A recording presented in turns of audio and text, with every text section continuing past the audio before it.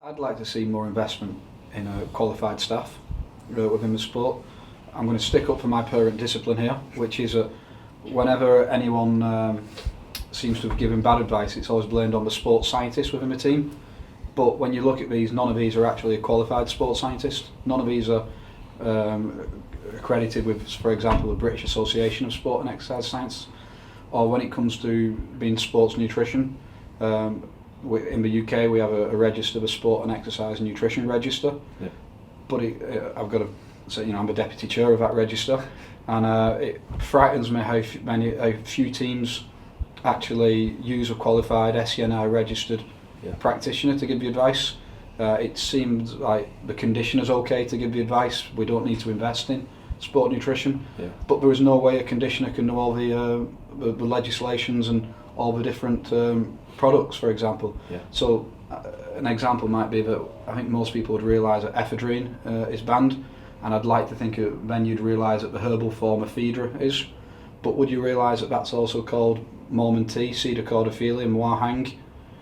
It's unfair to expect the conditioners and unqualified people to know this, but often that's what the team are asking to do.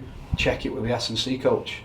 And if one thing, the message I'm trying to get across is, please invest in qualified individuals. You wouldn't let a hairdresser be a physio, but there's cases in the UK where firefighters have been working as a nutritionist within teams, not a firefighter, I'm not going to say firefighter in general, but this person ended up giving some horrendous advice, and products that ended up being on the banned side.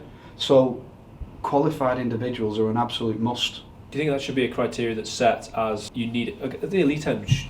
My presumption would be that will be the case. Is that not the case? If I had my own way, the only people allowed to give sports nutrition advice would be people on the SENI register.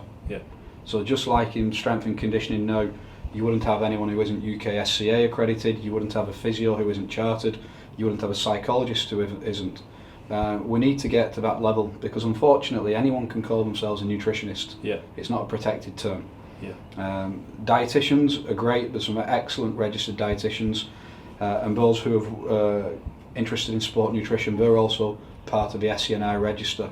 So the Sport and Exercise Nutrition Register is a collective of dietitians and qualified nutritionists who work in sport and understand what it takes to advise elite athletes. And I can't understand why anyone would not take sports nutrition advice from an SENR accredited individual. I think we've touched on the need for better education on supplements. All supplements aren't the same. There are companies such as ourselves that are minimising the risk for athletes when choosing supplements. We've talked about at the elite end where rugby players are provided with their supplements. They don't have to budget for these, and it's at that lower level where someone is using their own money to buy supplements that we need to make sure they're willing to, they're directed in the direction of informed sports supplements, but also willing to pay that little bit extra to get those reassurances and those safeguards that what they're taking won't come up and cause any problems down the line. Chris, when you speak about cost, I have a dream that one day anyone working with an elite athlete will have to give informed sport. I don't understand why we don't, but that's a different issue.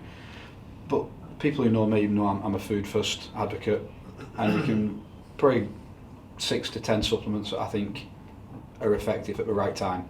We could name them, but we'll just leave it with that for now.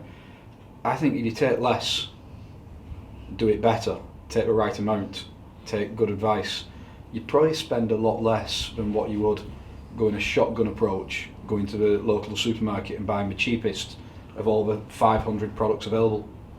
You'd work with a better quality, make sure it's tested, and buy a lot less of them, and I bet you end up spending a lot less.